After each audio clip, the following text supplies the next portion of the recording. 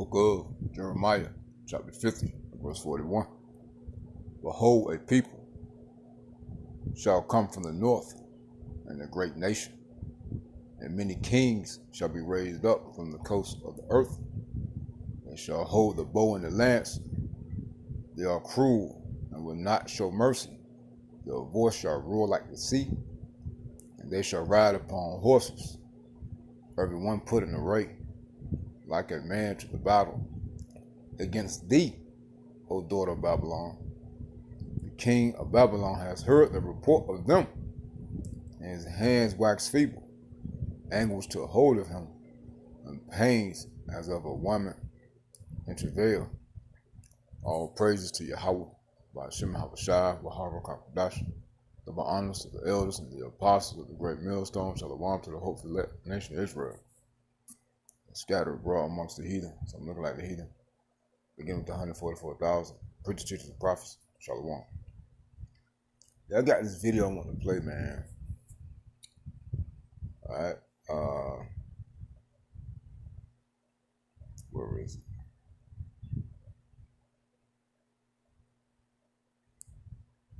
Yeah, right here. Chaos as Russia. 30 chairs, not speak. Sorry about that. Russia has issued the... And it reads, chaos as Russia issues dire warning.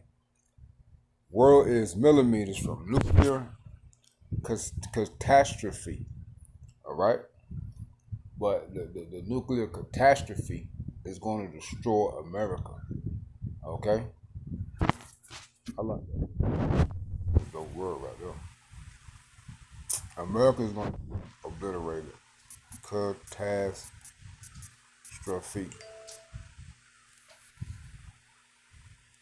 An event causing great and often sudden damage or suffering. A disaster. The denouement of a drama, especially a classical tragedy. And this is going to be a one-time event, man, a classical event, man. All right? Monumental.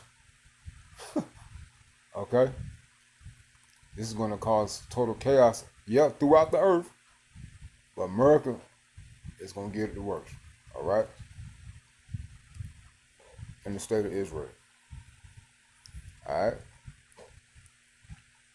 But when you play this video, I'm going to play this video. So when you watch it, just listen to the fear that's upon these people, man. Trump's scared too. All right? But he putting on this front like he's some tough guy. He don't want war, man. But he know he got to back Israel. He said it several times, man, the past couple of days. He don't want war. All right? That's why he want, what's his name? Soleimani, how do you pronounce his name? To surrender, man. What's that term that we used the other day? Surrender. I forgot the term, but anyway, Trump wants Soleimani to surrender, but under America's rules and guidelines, man. All right? Hey, they scared of Iran having a nuclear weapon, man. You can't convince me that they don't have one. Nobody can. It's too late in the game. All right? But they're not going to use it yet because Yahweh Shemashah has not put it on their spirit to use it. All right? When it goes nuclear, that's when everybody's going to use it, man. All right? Now, I want to go up a little bit.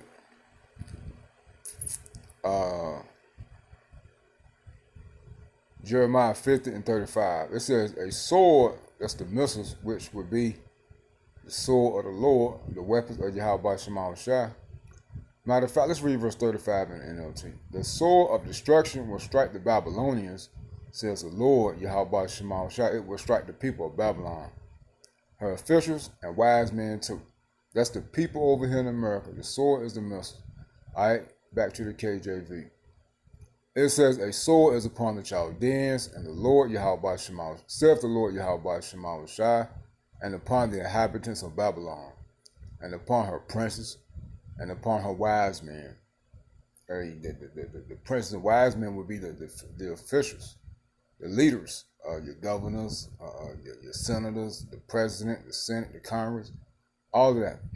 Trickle it down to the people who think they wise, okay, which would be your everyday citizen. All right.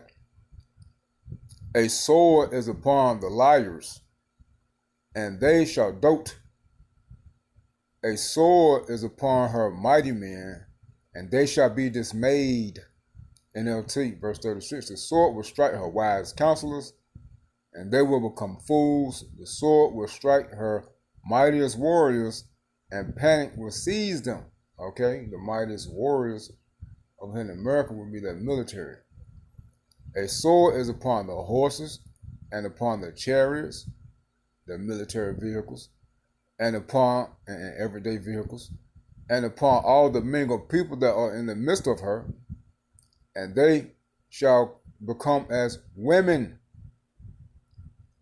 A sword is upon her treasures, and they shall be robbed, meaning spoiled. All right? All right, going into America being destroyed. Okay. Being like women, meaning weak and afraid, defenseless. Because they remember this golden dawn Trump talking about making for America. And when you get that Joel the second chapter, it's not going to do anything to the nuclear missiles, man. All right. A drought is upon her waters, and they shall be dried up, for it is the land of the graven images, and they are mad upon their idols. You see? So, hey, no prosperity over here in America, man. It's going to be destroyed. All right? No help, no hope, no more abundance. And also a drought concerning no water. All right? Don't forget about that. Therefore, the wild beasts of the desert with the wild beasts of the islands shall dwell there, and the owls shall dwell therein. And it shall be no more inhabited forever, neither shall it be dwelt in from generation to generation. Yeah, in other words, people are not going to dwell here, but the animals are going to dwell here. All right? So which proves that, hey, the earth is still going to be here, and America is not going to be on fire forever. It's just going to burn for a long time, but eventually it's going to burn out. There is no eternal hell, no eternal fire, what people are burning for forever. That's unmerciful, man. It says, but people will never live here again. All right? Never. As a matter of fact, you get, let me see, they shall hiss at her. Is it Zephaniah? They shall hiss at her and shake their head. I think it's Zephaniah. Yep, the White House about Shema Shah. When you get Zephaniah chapter 2, and you start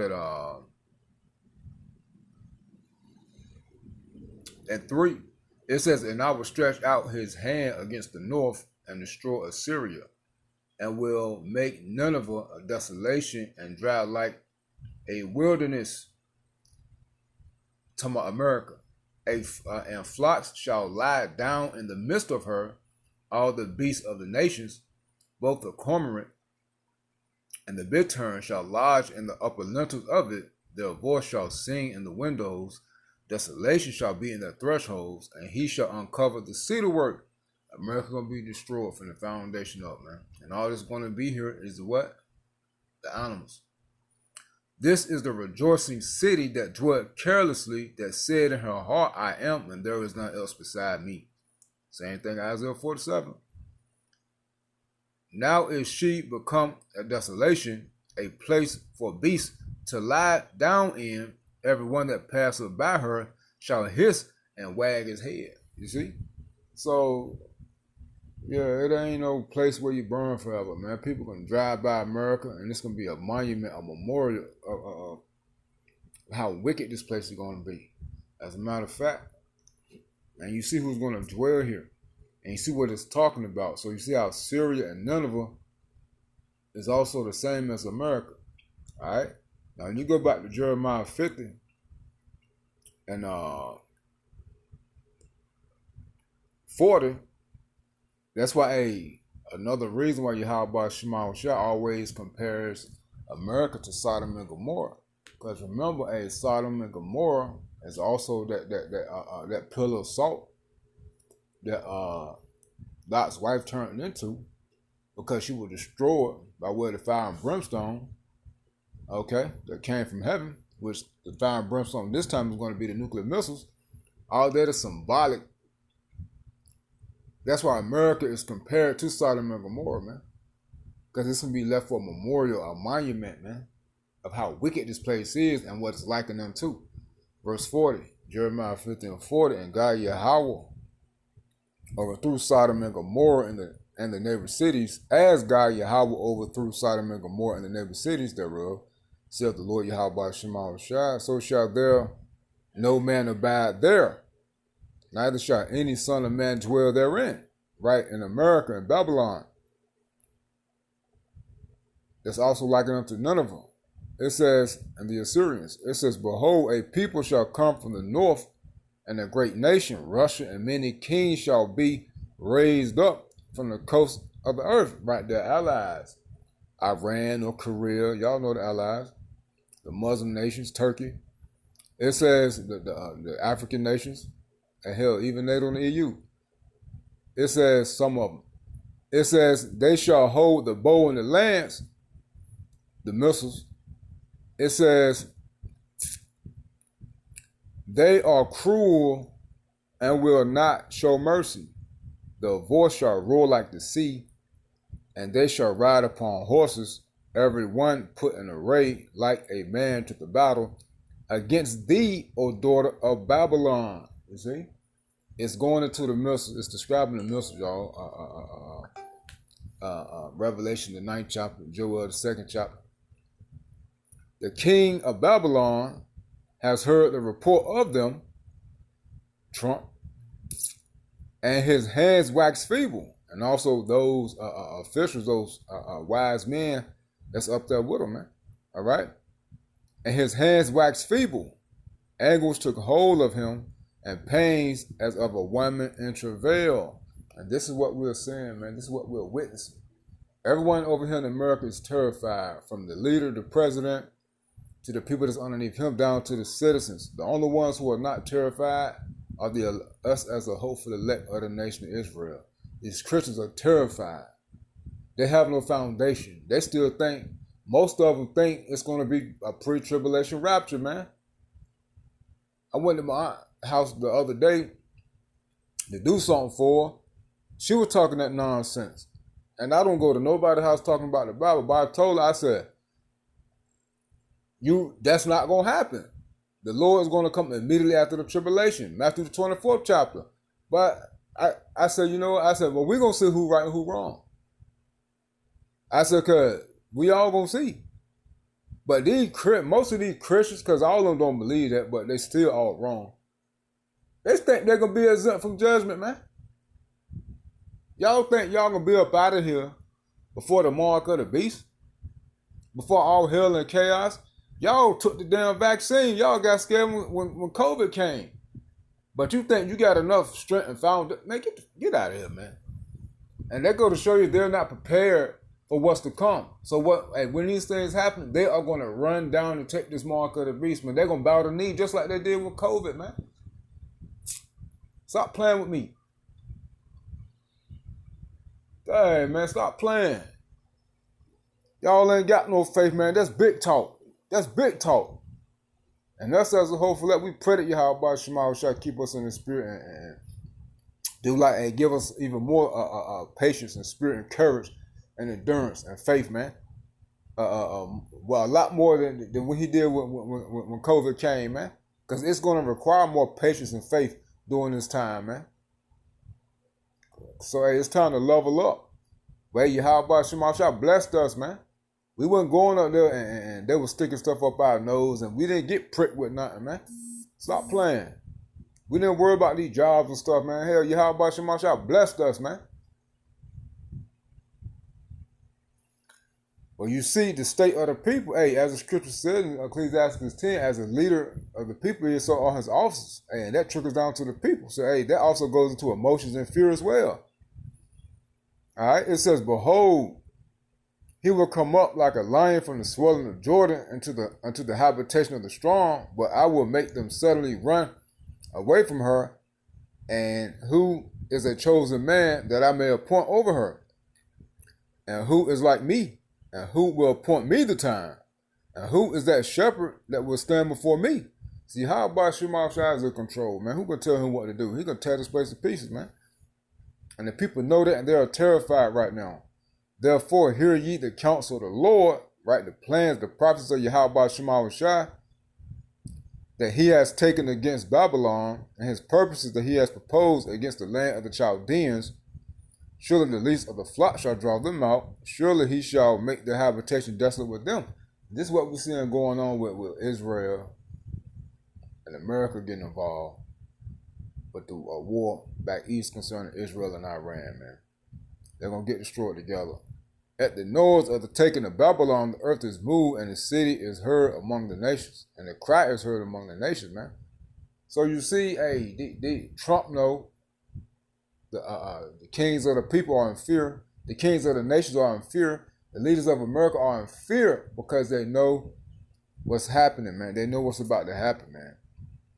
And they're terrified of this World War III. All right, now let's just play this video. Again, Sky News Australia, chaos as Russia issues dire warning. World is millimeters from nuclear catastrophe. And just listen to the words and the expressions and just look at their body language. These people are terrified, man.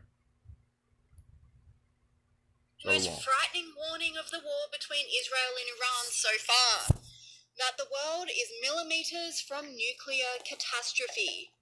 Yes, it's absolutely terrifying stuff, but Russian Foreign Ministry spokesman Maria Zakharova didn't mince her words when expressing the dire state of the world at the moment. She said, nuclear facilities are being struck. Where is the concern for the entire world community? Where are all the environmentalists? The world, Zakharova warned, is millimeters away from catastrophe, according to Reuters. Zakharova also warned the US against intervening in the conflict, noting the repercussions would be extremely dangerous. I would like to particularly warn Washington against military intervention in the situation, which would be an extremely dangerous step with truly unpredictable negative consequences. Russia notes the clear statements by the Iranian side about its continued commitment to the obligations under the Treaty of the Non-Proliferation of Nuclear Weapons and its readiness to resume contacts with the United States to work out possible solutions to remove any unfounded suspicions and prejudices regarding Tehran's nuclear program, given that Israeli attacks stop. Moscow supports this attitude and firmly believes that the desired settlement can be reliably achieved only through diplomacy and negotiations. The goals of nuclear non-proliferation, the fundamental basis of which is the Non-Proliferation Treaty, should not be achieved through aggression and at the cost of innocent victims. Zakharova's comments come after Vladimir Putin revealed that Russia has sent hundreds of nuclear experts to work at the Bushehr power plant on the Persian Gulf. He also added Russia is committed to staying in Iran. Мы, как вы знаете, в свое время подхватили проект в Иране, который осуществлялся немецкими компаниями, и достроили атомную электростанцию Бушер. Мы заключили контракт на строительство еще 2 блоков. Работы идут, и наши специалисты находятся на площадке. Это свыше 200 человек. И мы договорились с руководством Израиля, что будет обеспечена их безопасность. Online commentators were fearful of the revelation, with this person saying, "Note, there are many Russian experts at Iran's Bushehr nuclear power plant. Any minor mistake by Israel or the United States, officially World War III. This person agrees, highlighting the close ties between Russia and Iran, saying, Putin's statement signals unwavering Russian support for Iran's nuclear program, emphasizing strategic cooperation despite Western pressure.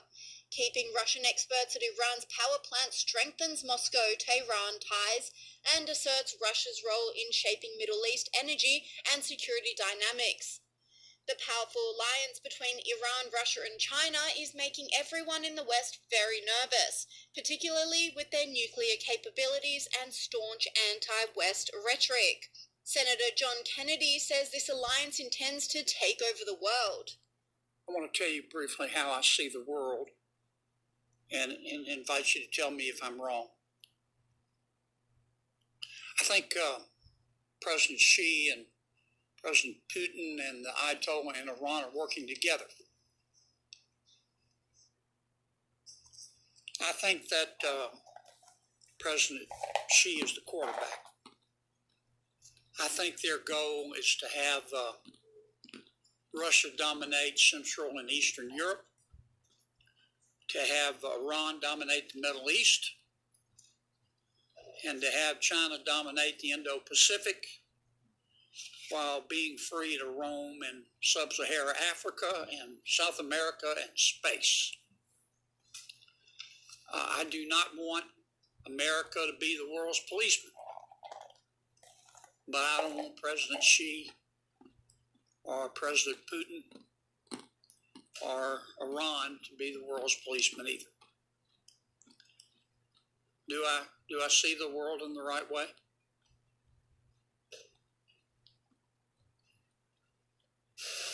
I would tell you, Senator, that we are seeing them. I don't know specifically what their ambitions are, but we do see them working together and doing some of those things against our interest. General, I need you to, both of you fine gentlemen, look us in the eye and tell us what you think.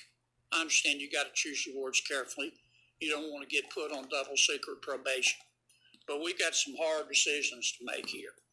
And there's a consensus, I think, in the Congress to give you more money. Because I think we need to spend more money on defense. But you're going to have to give us straight answers and tell us what you think. And it seems US President Donald Trump is well aware of the power that Russia, Iran, China and their allies hold, and therefore is taking a strong yet diplomatic approach to this latest war. Instead of his usual brashness, Trump will take 2 weeks to come up with a game plan for the US in the Israel-Iran conflict. Now, regarding the ongoing situation in Iran, I know there has been a lot of speculation amongst all of you in the media regarding the president's decision-making and whether or not the United States will be directly involved. In light of that news, I have a message directly from the president, and I quote, "Based on the fact that there's a substantial chance of negotiations that may or may not take place with Iran in the near future, I will make my decision whether or not to go within the next 2 weeks." That's a quote directly from the president for all of you today. But whilst Donald Trump is attempting to ring in peace, Israeli Prime Minister Benjamin Netanyahu will not back down in his quest to destroy the nuclear capabilities of Iran, with or without US help. President Trump will do what's best for America. I trust his judgment. He's a tremendous friend, a tremendous world leader, a tremendous friend of Israel and the Jewish people. And we will do what we have to do, and we are doing it. We are committed to destroying the nuclear threat, the threat of nuclear annihilation against Israel. And despite refusing to give a concrete answer as to what he will do in the war, the US president's rhetoric remains very supportive of Israel and Netanyahu, causing many to read into what this may mean in 2 weeks when Trump reveals the full extent of America's involvement. Hear some of what you've told Israeli Prime Minister Benjamin Netanyahu. So keep going. What do I say? I speak to him every day. He's a good man, doing a lot. Been very unfairly treated by his country, I think. Very unfairly treated. Have you given him any indication that you may seek to aid them more than you have already? No.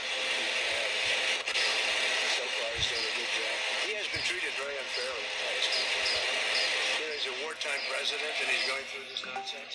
Online commentators had a field day trying to make sense of Trump's cryptic messaging, with this person saying, translation, "We gangsters gotta stick together."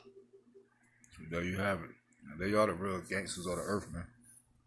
So let's close out with this, man. You see the fear and the dread, and that's nothing compared to how things are going to be when these things turn up more, man. All right. But hey, this beast system got to come. The mark of the beast, famine, the persecution phase. Hey, we still got some prophecies left, man. All right, but let's close out with this Luke chapter 21 and start at 25. The return of the anointed Hamashiach Yahushua. Verse 25, Yahushua speaking, and there should be signs in the sun and in the moon and in the stars, and upon the earth stress of nations, with perplexity, the sea and the waves roaring. We're seeing that. It's going to get worse. Men's heart failing them for fear and for looking after those things which are coming upon the earth, the prophecies. For the powers of heaven shall be shaken, terrified, the leaders, of these nations. And then shall they see the Son of Man coming in the cloud with power and great glory. And when these things begin to come to pass, then look up and lift up your heads, for your redemption draweth nigh. Salvation is near, you see, for Israel. And he spake to them in a parable. Behold, the fig tree and all the trees, when they now shoot forth, ye see and know of your own selves that summer is nigh at hand. That's harvest. Harvest is the end of the world. So likewise, ye, when ye see these things, the prophecies come to pass, know ye that the kingdom of God Yahweh is nigh at hand, right, for Israel. Verily I say unto you, this generation shall not pass away till all be fulfilled. Heaven and earth shall pass away, but my words shall not pass away. And take heed to yourselves, lest at any time your hearts be overcharged with surfeiting and drunkenness and cares of this world, and so that they come upon you unawares. So us as a hopeful elect got to stay in the spirit, man, and not get caught off guard and not be scared. For as a snare shall it come upon all them that dwell on the face of the whole world, right? It's a trap upon the 2/3 and everybody else, all right? Yahushua is going to come as a thief in the night to them because they're not watching, all right? And besides, the heathen, it ain't salvation ain't for you anyway. Watch ye therefore and pray always. And in the midst of all this, the mark of the beast is being implemented, by the way. All right? It's in effect doing this vision right here. Watch ye therefore and pray always that ye may be accounted worthy to escape all these things that shall come to pass and to stand before the Son of Man. All right? In other words, there is no pre-tribulation rapture. Nothing but fear, fear, fear, and destruction is coming, man. Shalom.